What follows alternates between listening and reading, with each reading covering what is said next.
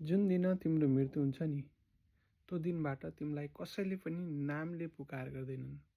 तिम्रो नाम गुनाम हुन्छ। सबैले भन्ने गर्छन्, ए लास छिटो उठाओ, लास छिटो उठाओ।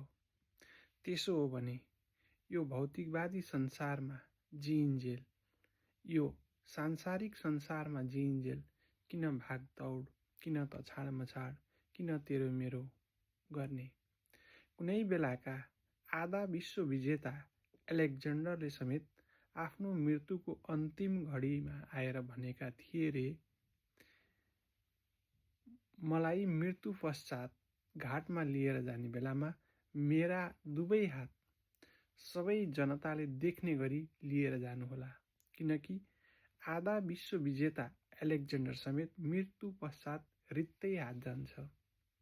त्यसैले यो भौतिकवादी संसारमा जिइन्जेल सत्कर्म गरेर जिउँ, सत्मार्गमा हिँड्ने प्रयत्न गरौँ। किनकि भौतिकवाद भनेको नर्कलोकको त्यो गोही हो जसले मानिसलाई स्वात्तै निल्दछ भने आध्यात्मवाद भनेको स्वर्गलोकको त्यो शीतल छारी हो जसले थाकेका बटुवालाई शीतलता प्रदान गर्दछ।